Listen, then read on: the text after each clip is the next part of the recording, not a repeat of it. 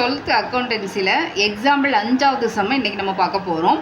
இதை வந்து நமக்கு லாபங்கள் திரும்ப நிகழா வருமானம் நம்ம எக்ஸாம்பிள் 4ல் பார்த்த மாதிரியே தான் கொடுத்துருக்காங்க. இந்த சம்மை எப்படி பண்ணுறதுன்னு இப்போ பார்ப்போம். இப்போ சரி கட்டப்பட்ட லாபம் கணக்கிடுதல் விவரம் போட்டு நமக்கு 16, 17, 18 3 வருஷம் தந்திருக்காங்க, எழுதியாச்சு. லாபம் 30,000, 29,000, 32,000. அடுத்து திரும்ப நிகழா வருமானம் 2016க்கு மட்டும் 3,000 தந்திருக்காங்க. அப்போ இந்த திரும்ப நிகழா வருமானத்தை நம்ம கழிக்கணும். கழிச்சோன்னா இங்கே 27,000, 29,000, இங்கே 32,000 வருது.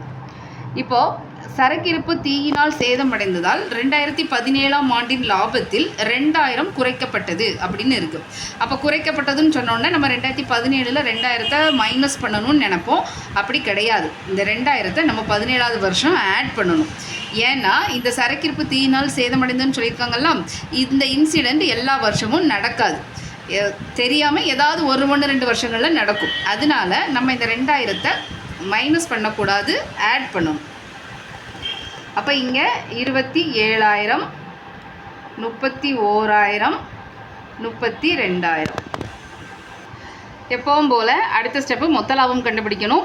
16, 17, 17 3 வருஷத்தையும் எழுதியாச்சு. அந்த 27, 31, 32 இந்த 3ஐயும் நம்ம ஆட் பண்ணி வச்சுருக்கோம். 90,000 வருது. இதுதான் மொத்த லாபம். சராசரி லாபம் கண்டுபிடிக்கணும். சராசரி லாபத்தோட ஃபார்முலா மொத்த லாபம் பை ஆண்டுகளின் எண்ணிக்கை. மொத்த லாபம் 90,000 கண்டுபிடிச்சிருக்கோம். ஆண்டுகளின் எண்ணிக்கை 1, 2, 3. இதை நம்ம டிவைட் பண்ணும்போது 30,000 வருது. இதுதான் சராசரி லாபம். இப்போ இதில் வந்து ஈல பார்த்திங்கன்னா சரக்கிருப்பு காப்பீடு செய்யப்படவில்லை, ஆனால் எதிர்காலத்தில் காப்பீடு செய்வதென முடிவு செய்யப்பட்டது. ஆண்டுக்கு ரூபாய் 5,500 தந்திருக்காங்க. இந்த 5,500 இப்போ நம்ம சராசரி லாபம் கண்டுபிடிச்சிருக்கோம்ல, அந்த அமௌண்ட்லேருந்து இதை கழிக்கணும். சராசரி லாபம் 30,000 இருக்குது. காப்பீடு கட்டணம் 5,600 தந்திருந்தாங்க. இதை நம்ம கழிச்சோன்னா 24,400 வருது. இதுதான் நமக்கு சராசரி லாபம். நற்பெயரோட ஃபார்முலா சராசரி லாபம் இன்று கொள்முதல் ஆண்டுகளின் எண்ணிக்கை.